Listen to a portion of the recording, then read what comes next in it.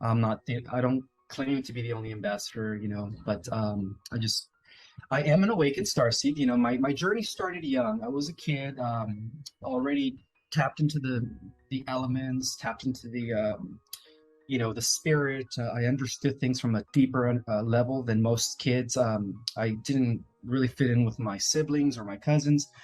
Yeah, I kind of turned out to be the black sheep in the family, and a lot of us can relate to that, right? We're always you know, the unique person that always stands out, but yet is always being suppressed. But overall, I didn't start fully understanding my purpose and mission until I started practicing Kriya Kundalini Yoga at the age of 20. And as a result of activating my chakras, after suppressing my intuition and my inner knowing for many, many years, due to my religious upbringing, I was able to remember my mission. And I knew that there was many, many millions of others out there like me. And I knew that one day we would all connect. And we're doing it. We're doing it thanks to the internet, and that we would all work as a team. And so my background is, I am a Lyran. My original home was in the Lyran constellation.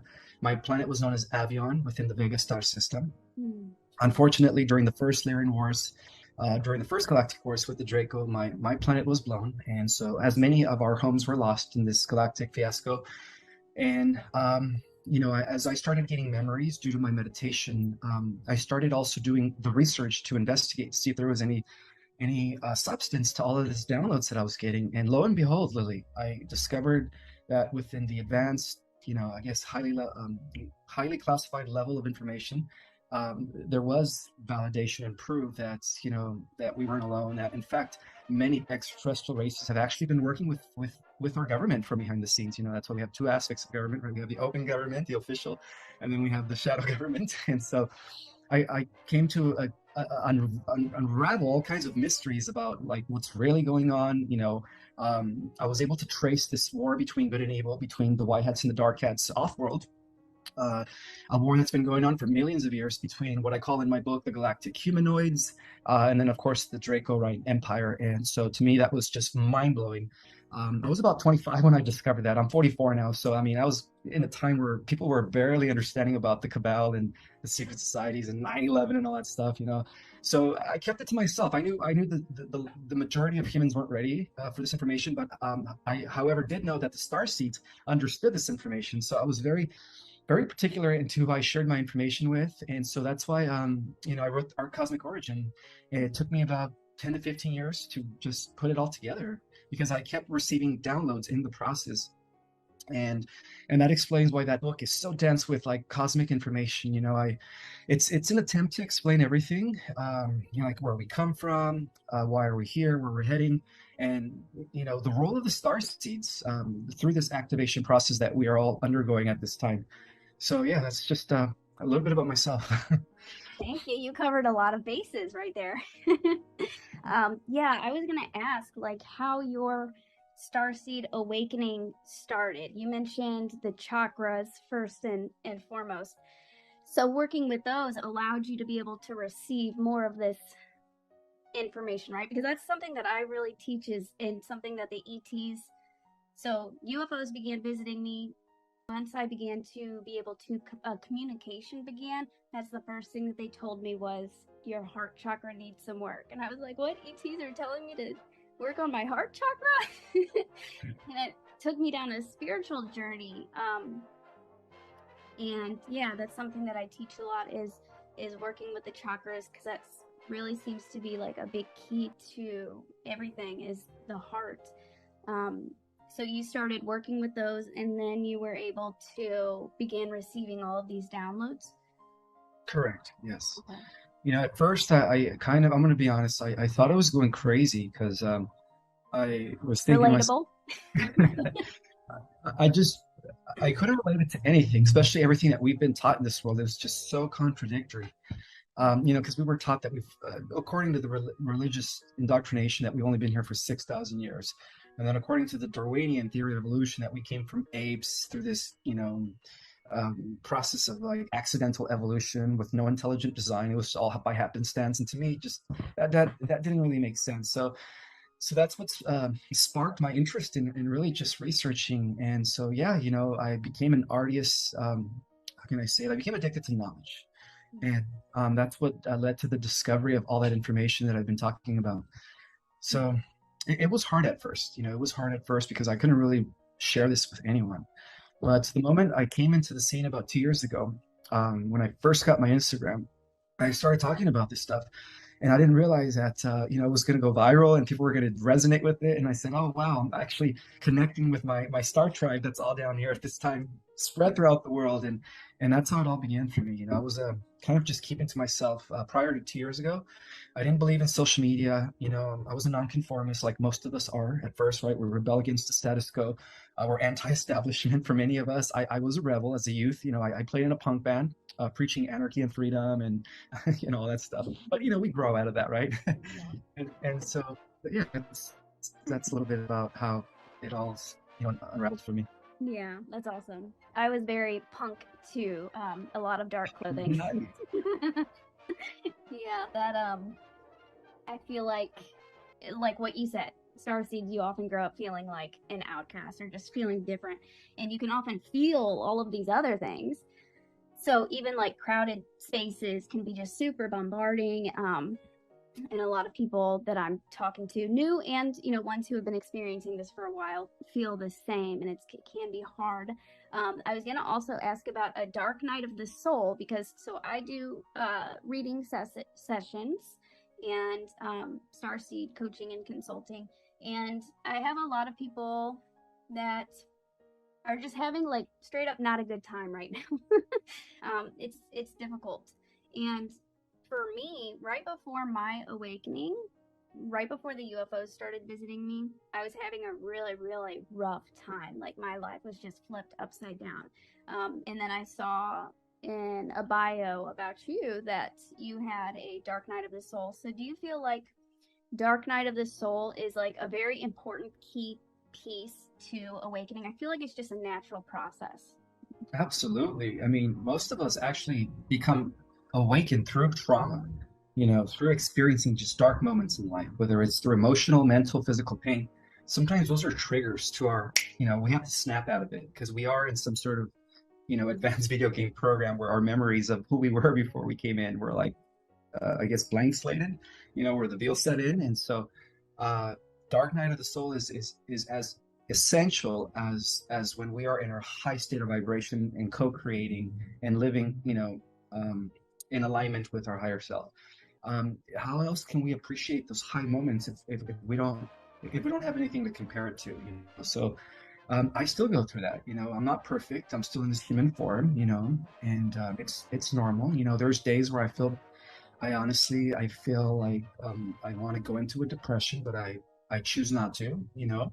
And then there's days where I feel like I'm on top of the world and I can do anything, and then everything in between. So it's normal. These are cycles. These are natural cycles that we all go through in order to actually continue, growing. Because every time we fall into a low frequency, or dark night of the soul, we actually bounce back up even higher. That's the way I see it, and that's how we increase our power. You know, because we're all growing. We're growing through contrast. We're growing through opposition, and a lot of it boils down to just being aware of who you are, and not really allowing yourself to be consumed in these low negative energies for a while. Otherwise, it takes you over. So that's the battle there. That's the battle that we're all undergoing. It's the greatest battle ever, which is the ego. We're all constantly trying to tame the ego.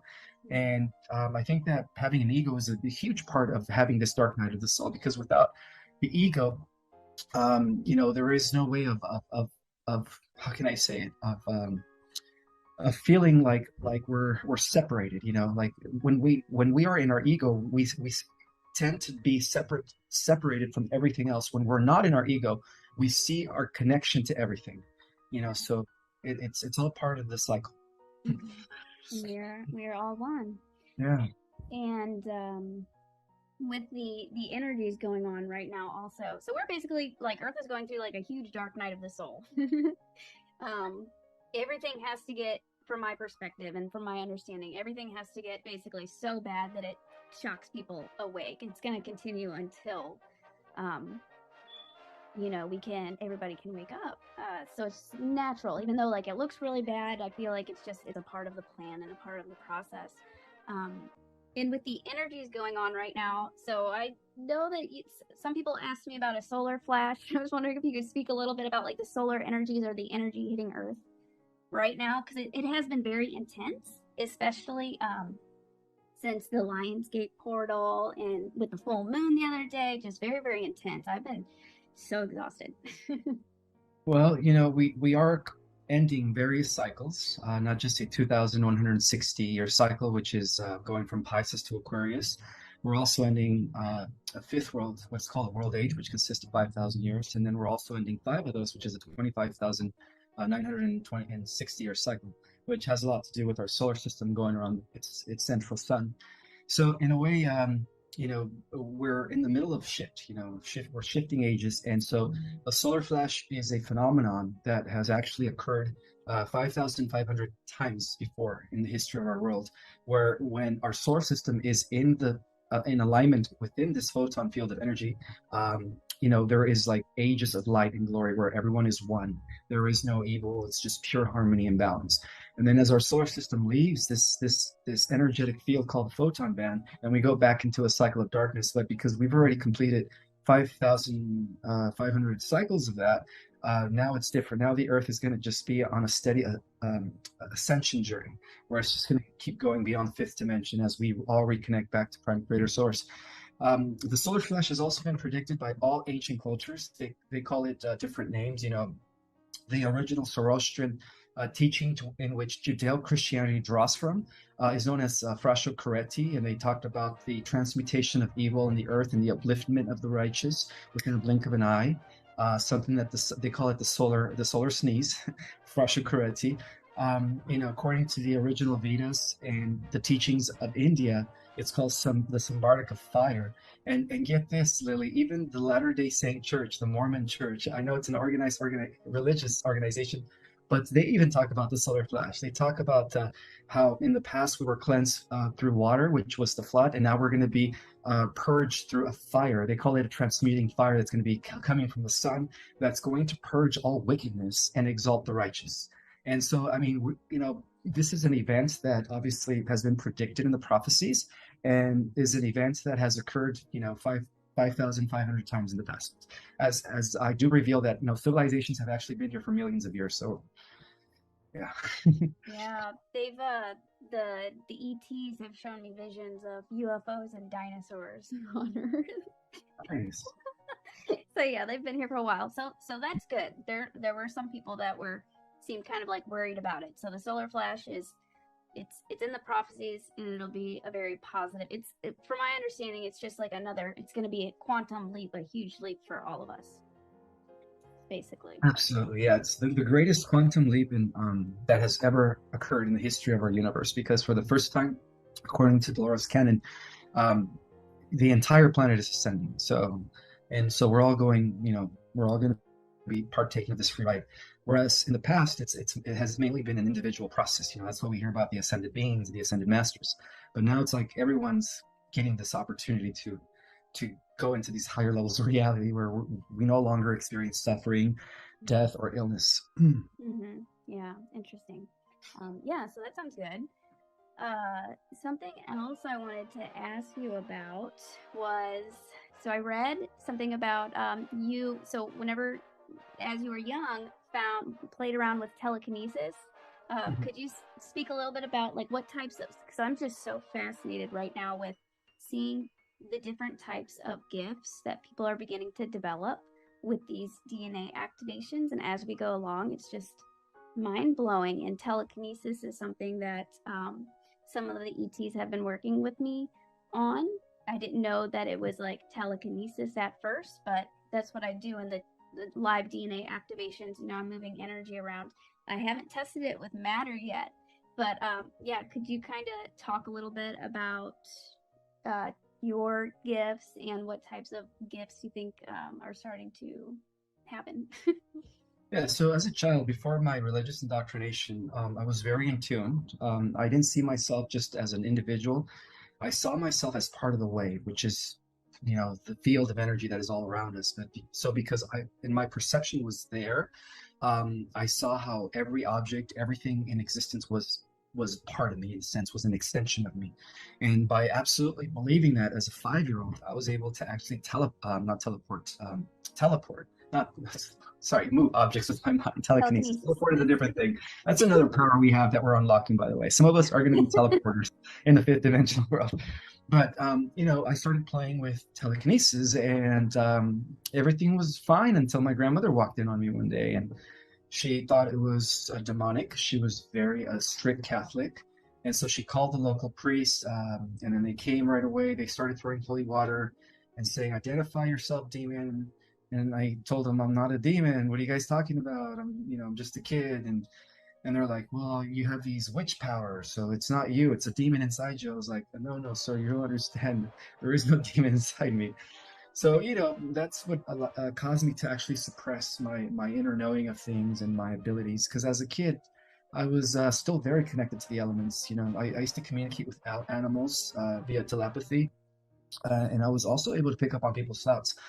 So those gifts are actually in they're part of our inheritance. We don't have to learn how to use it. All we're doing is learning. Unlocking it. We're actually unlocking it because, and it's all about memory, because we've already had these gifts. In fact, in other parallel realities, we already have these abilities. So imagine if you just align with that parallel version of you, and you integrate that, then you're going to be manifesting those powers again. So that's what I've been talking about. When this ascension takes place, there's going to be some sort of multidimensional integration where every aspect of yourself, every person that you were in these prior lifetimes are all going to snap into one. So if you were like a high priestess during the times of Lemuria or Atlantis, if you were a goddess, right? It's still you. It's just different aspects of you existing on different frequencies, or because ultimately it's all happening at the same time. There is no past, present, or future. So you're still existing in Atlantis. I'm still existing in Atlantis. Those are different aspects of ourselves that we could actually integrate into the here and the now. So I believe that when this ascension takes place as a result of the solar flash, there's going to be some sort of convergence of all these parallel lives into the here and the now, and that's how we're going to be the embodiment of all of our incarnations all put together in one. Yeah, that's incredible, and that resonates so much. As the ETs and Source and higher dimensionals were beginning to train me, I call it Starseed Boot Camp. They're teaching me all of these things. First off, knowing that you are connected to everything is just an extension of you, really helped with being able to tap into these different abilities, because it's not really separate than you. Everything is all one. And recently I had talking about the parallel realities, different versions of you. Something really, really big that I talk about is a lot is remembering. Because you're not trying to achieve, really something. You're just remembering what's already within you and what you've already done. Something else interesting, the ET sent me a dream once where I was basically like Pablo Picasso. At the time I was painting a lot, or starting to paint and channeling through art. And what they were teaching me was, this exists somewhere. These gifts and the ability to be a master artist exists. You just kind of have to tap into that.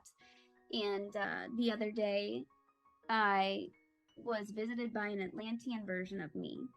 I was meditating, laying down for bed, and I saw a man with shoulder-length blonde hair, and told me he was me from Atlantis.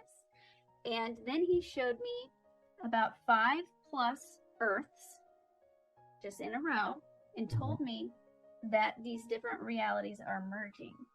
Oh my God! Did you say 5 Earths? It was That's around so 5. accurate. That is so accurate. I actually, oh my God, I in one of my Instagram videos about a year ago, I talked about the 5 parallel Earths and how they're all converging during these times. That is so amazing that you're getting the same downloads that I've been getting for years. That's crazy. Yeah, and when this convergence takes place. That's when we're going to integrate with these other selves of us that exist in these parallel earths that are actually like, your superhero version, your goddess version, your high priestess version. Mm-hmm. So That's amazing. yeah, it's pretty trippy. I'm hoping that he comes back and tells me a little bit more, but that was pretty profound. He also told me that I'm going to write a book and I'm going to start in 6 months. There you go. That's awesome. Yeah, so I was like, okay, that sounds great. Um, but so the merging of these five Earths. Do you know what the five different Earths are? Like what? So Atlantis maybe would be one, or do you know anything more about that? Yes, I do. So there is an Earth where Atlantis was never infiltrated, corrupted. It still exists in that timeline. It's still a golden age. There is another parallel Earth where Lemuria never fell. It's still fully intact and still existing. There's another version where the golden age of Egypt never fell. There's another version where Hyperborea, which came before Lemuria, never fell. And then there's the last version, the fifth one, is the first great seeding, which took place 4 million years ago in our solar system. And that was the great civilization of Polaria, and that never fell. So those are the five parallel Earths: Polaria, Hyperborea, Lemuria, Atlantis, and us. Wow, very very interesting. I'm gonna have to look more into that. Yeah, very interesting. Something else that so a lot of the time as I'm waking up, I'll receive messages, or they'll communicate with me in my dreams. And I woke up last night or the night before last, where saying like timeline. I'm just saying in case it like rings. I don't know, rings any bells for you, but timeline electricia, where it was like almost like an elliptical. They were showing me time as an elliptical. It I don't is. know. Yeah. Yeah, well, the way time works is that it's a cycle within cycles within cycles. So Mm-hmm. we live in a spherical omniverse where you know, as it is above, so it is below. So the way I see it is the omniverse is one giant cosmic torsion field that divides itself into aspects of itself, different aspects of itself, becoming the multiverse. So each universe within the omniverse is also a torsion field. And then within each universe, each galaxy is also a torsion field. And then within each galaxy, each solar system is also a torsion field. And then therefore each planet is also a torsion field. So the way it works is, everything is cyclic. Because everything is energy vibrating on different levels of reality. So that's why everything's like a circle within a circle within a circle. And that's how, living in this 15-dimensional time matrix, that's how we're able to measure time, from one point to the next, or where we're at in the grand scheme of things. Again, because we're also dealing with cosmic cycles. And from what I've discovered is that we're also ending a 900 billion year cosmic cycle, which has a lot to do with the outbreath of the one into the many. And now that process is reversing. It's all coming back together as one. Wow.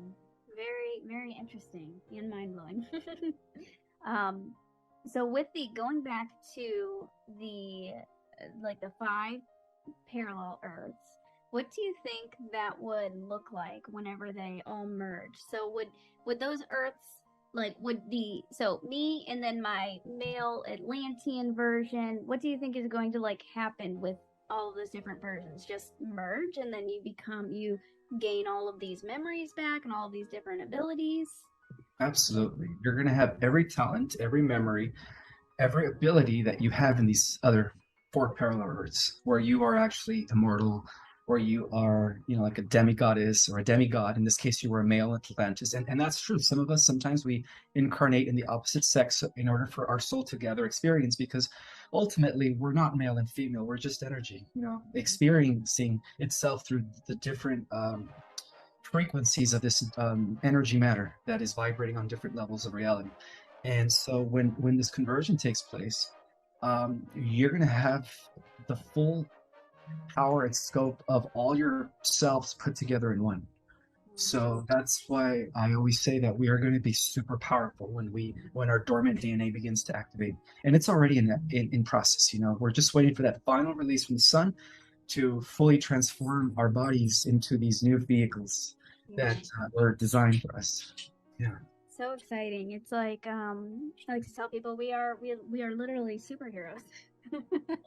We are. I mean, only at 4% genetic material potential. Mhm. There's a reason, Lily, why they don't want us to use 10% or even 15%, because even at the level of 10, 15%, we're able to move objects. We're able to, with our minds, we're like Jedis. We could read thoughts, we could remote view and go anywhere we want with our consciousness. We almost like we become non-local, just at 10 or 15%. Now imagine when we start using 30 or 40%. Yeah. We will That's be just, like gods.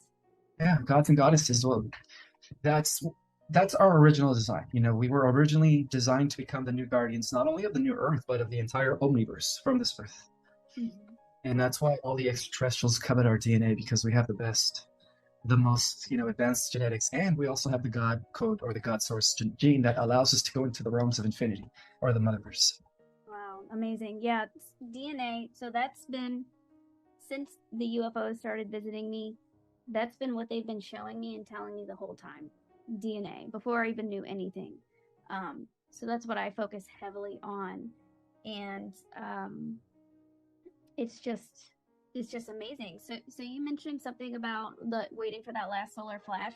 Do you have like a guess on like timing, or what to expect or what we can expect going forward?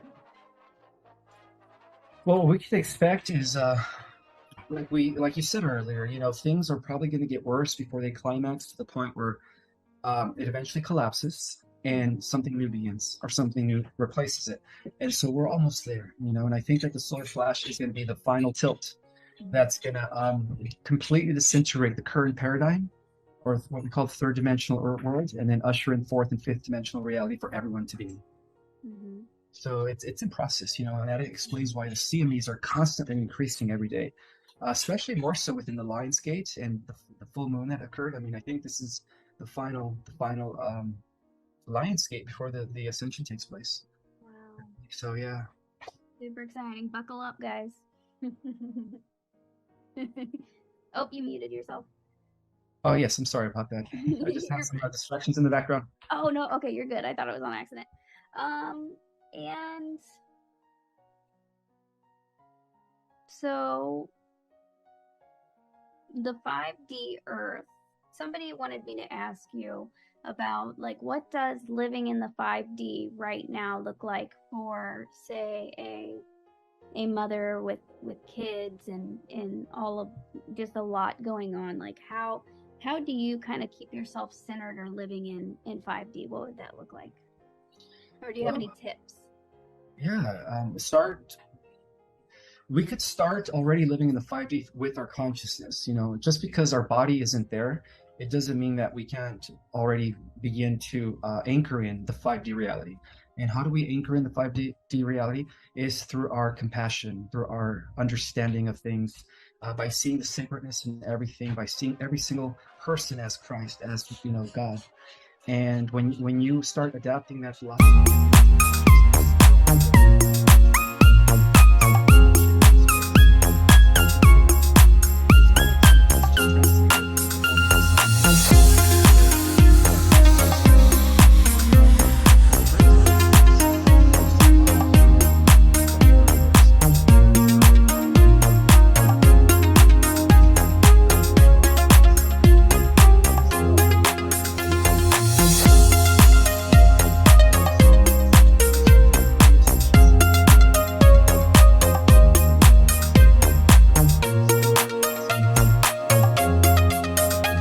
how we think, how we feel.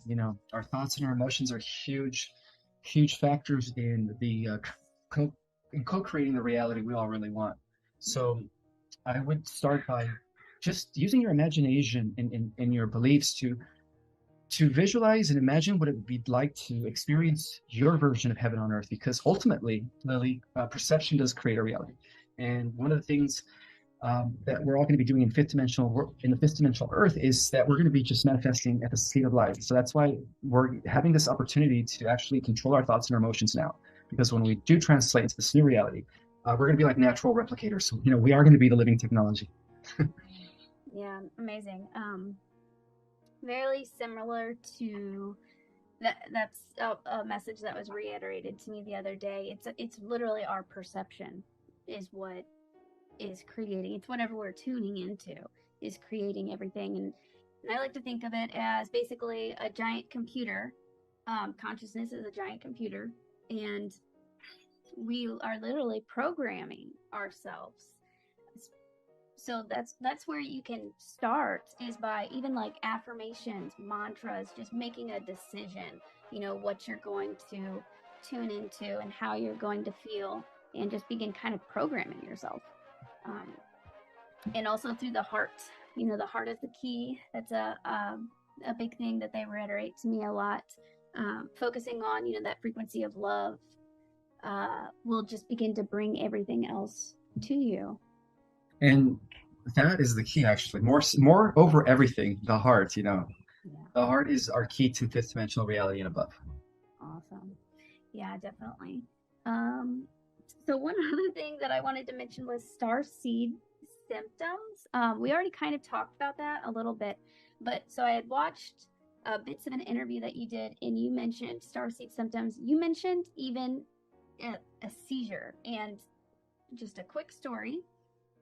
Back in May, it was after I got back from an SSP conference.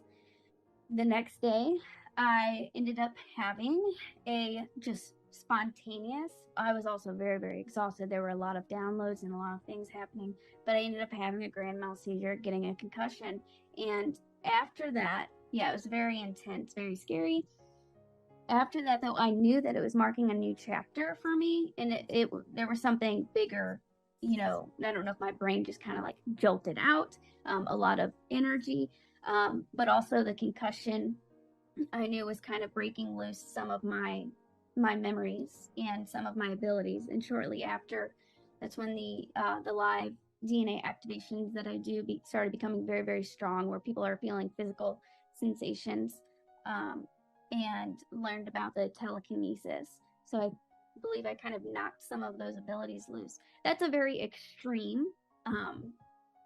Not telling everybody to go get a concussion or have a seizure, but that just blew my mind that you even mentioned a seizure as being like an extreme starseed symptom. Yeah, do you have any comments on that, or do you want to share any other types of starseed symptoms? Because people are feeling a lot of things right now. Yeah, I actually had a few people message me in the last month or two about how they've experienced seizures due to some sort of a trigger or something, a major download that they received. And what that is it's basically your body. When you get a download, you're getting information. Light is information. So when you're getting a huge activation, sometimes your physical mortal body can't handle all that gamma ray. So what it does, it goes into a seizure mode. But what it's doing is it's actually absorbing. You're assimilating new knowledge, new understanding, or really you're just remembering things. And that's what that gamma ray frequency does. It's so powerful that in some cases it will knock people out, in a sense where people will have seizures, because the body can't handle such high frequency vibrations while still, being in this carbon-based form. And that's why it's important to understand that when the solar flash takes place, we're going to be transformed from a carbon-based structure DNA to a crystalline. And in that structure, the crystalline structure will be able to harness all this higher frequencies that the carbon-based structure cannot. And so that's why people experience stuff like that, because they're still in their carbon-based DNA or bodies. Yeah, very interesting, very extreme. Hopefully, not many other people have to go through that. But yeah, I'm feeling the physical sensations, especially recently, are just, our bodies changing so much. Getting plenty of rest, drinking plenty of water, and even like for me, I've been doing a lot of readings and doing the live DNA activations, and even like I had to take a 2-hour nap afterwards because it can be so exhausting. So yeah, and do you have any other kind of like starseed symptoms that you're seeing a lot, or people, or anything else that people are kind of like telling you a lot, asking you about a lot lately? Well, a lot of people are actually having personal encounters with their star family. They're starting to see UFOs right above their house.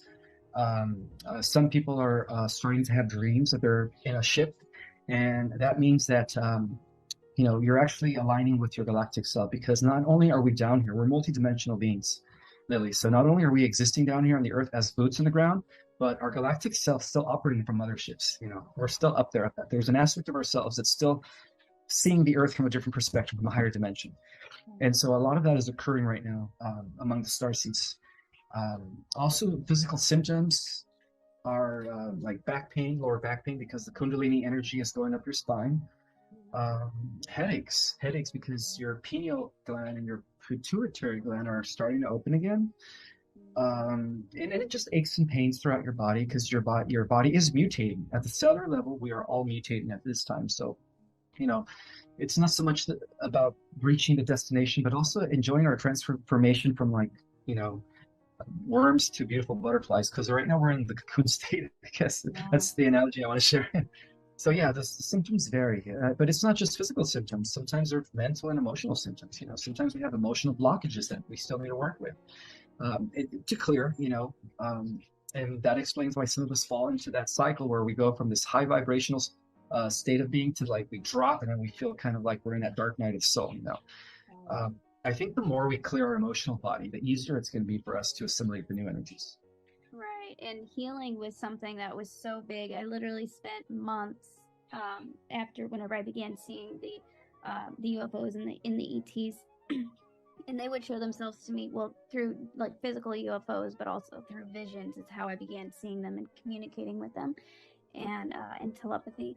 And that was something so big, was healing, even stuff from not even just this life, childhood. I'm sure we have a lot of trauma, most of us. But things from other lifetimes too. So healing, I spent at least 2 good months just focusing on healing. Anytime I ran into something or I'd be like, okay, now why do I feel this way? Or why is this happening? And going back to the roots and just focusing on healing all that. And it helps so much. But I wanted to go back to, you said that people are seeing more UFOs and more of their star families. So that's my thing. That's what I love, teaching people how to connect with their star families and even CE5 contact. So that's really cool that you're even seeing, more and more people experiencing this. And you also mentioned our multidimensional selves. So there are other versions of us. So the first ET that I ever saw, she was a woman with light blue skin. She had no hair, but she was very beautiful. And she was wearing a silver skin-tight space uniform on. So very beautiful, light blue, bald woman with a silver suit. She was laying down with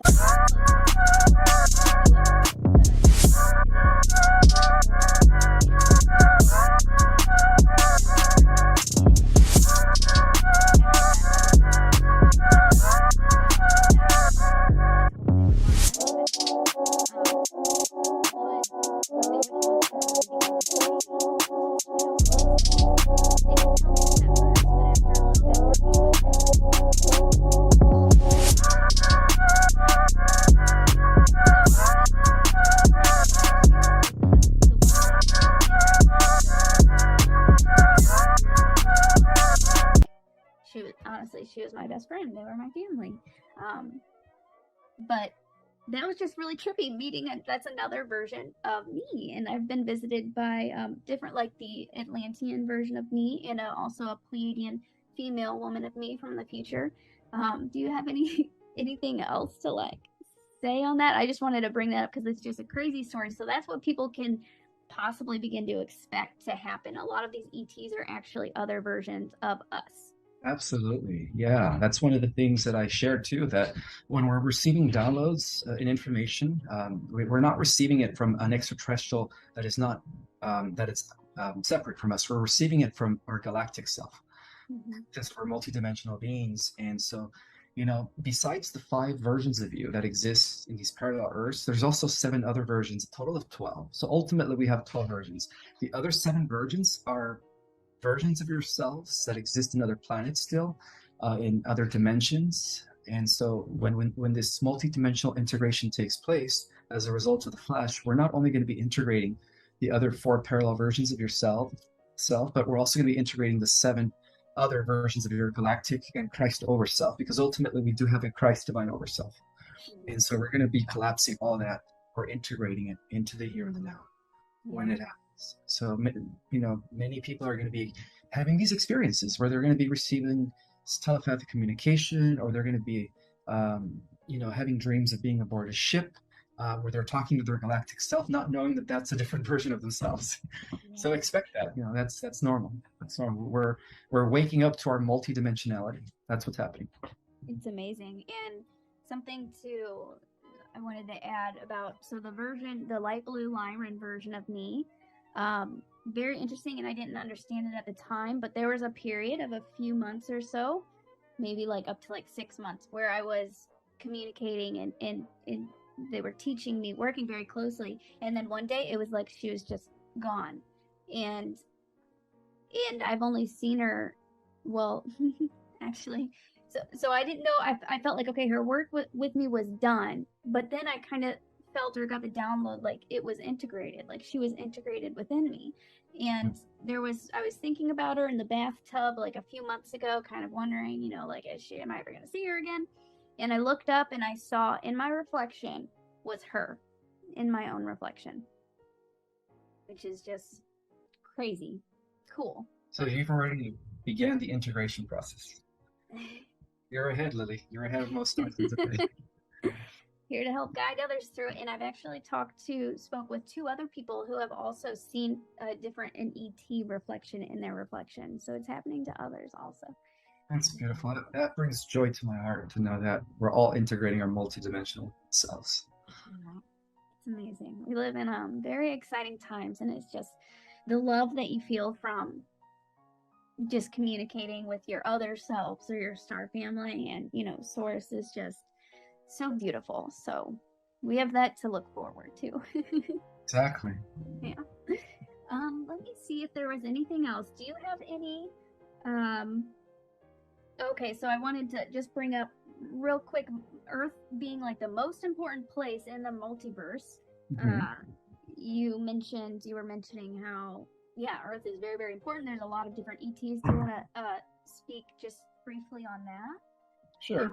Because the Earth is the ultimate completion in the entire multiverse. It is the culmination and an amalgamation of all life forms put into one planet. That's why we're called, to the cosmic community, we're considered the living library, because we have the best genetics and the best seeds and DNAs and faunas and floras and seedings from across the entire multiverse put into one spot. So in its original makeup, it was considered the intergalactic exchange center of information before it was hijacked, right, and thrown into this lower state. But that's all reversing now as we approach the ascension. So the Earth is pretty much, because it is the most important planet, not only are we receiving assistance from our own star races, our benevolent entities, but we're also receiving assistance from dimensions and levels of reality beyond our galaxy, to the point where even the central race from the always existing realms of the motherverse is stepping in to make sure that the positive ascension timeline is solid. And even this, get this, Lily, even versions and councils, spiritual councils from parallel Earths are also coming into our Earth to make sure that they secure the positive ascending timeline, because they know that what happens here is going to have repercussions throughout all the parallel Earths, and everything in the future and in the past all at the same time. So that's why right now all focus is here, and we're receiving protection and how can I say it, and guidance from every star being out there. So we have nothing to worry about. The stargates have been secured. That's amazing. Wonderful, wonderful. And yeah, I recently did an inner Earth activation and live on YouTube. And the night before, I was greeted by just a huge group of inner Earth beings. Like, they were really stepping up to assist us. So that's just comforting to even hear from you that we have so many. Well, every star being basically is, it's all hands on deck right now. Exactly. Yeah. It seems like all the forces of light on every level of reality and in every dimension, the focus is here. It's all here to make sure that this Earth becomes, the crowning jewel of all creation as it was intended originally. Beautiful. Well, I think that's a good note to end the interview or Starseed chat. Did you have any other last messages that you wanted to share? And I know you also have a book, Our Cosmic Origin. that I'll link in the description for anybody who would like to check it out. But do you have any kind of closing messages for us? Um, yes, you know, for those that haven't read my book, it is an activator. Everyone that's read it, actually, sometimes they read it twice and three times because the information in that book is so dense. It is, you know, I call it next level intel, you know, because it explains the origin of our multiverse. It explains the galactic history, and it also integrates everything that we are now discovering through quantum, cutting edge science, through quantum physics, superstring theory, unified theory, and ancient metaphysical knowledge that was actually suppressed for thousands and thousands of years. So it brings all that back into, you know, into integration. So it's uh, it's helping a lot of people. A lot of people's lives are being transformed as a result of, you know, getting familiarized with the content in that book. And I'm also teaching online courses, starseed cosmology courses that are also activators. We're going over the different star races in detail. We talk about the different dimensions in detail, the structure of the multiverse, the galactic history in detail. And more so, I also give like methods and techniques as far as like certain meditations are concerned to teach others how to activate their galactic self and their multidimensionality as well. So those are like the tools that I share at the end of the class. But the class consists of three courses, about 2 hours each, but it is a wealth of information. And everyone that's been taking my course since June has been, you know, they've been loving it. A lot of people have thanked me for all that information, and so Yeah. yeah, I don't have any courses till December. Um, I guess that's a good thing, right? I'm booked all the way to November, but we just opened up the December class for those that, you know, are interested in learning uh, more so about their galactic and stellar origin, and or even if you want to know if you're a starseed or not, it's a good class to take. Yeah, So beautiful. I do that as well. Beautiful. Yeah, we need all of those tools right now. There's a lot of people that are just super new. They don't even know if they're a starseed. But if you're drawn to this, you're definitely a starseed. Absolutely. Yeah. Well, thank you so much for, doing this interview with me, and it was wonderful meeting you. Likewise, Lily. Thank you for having me here. Take care. Bye. Yeah.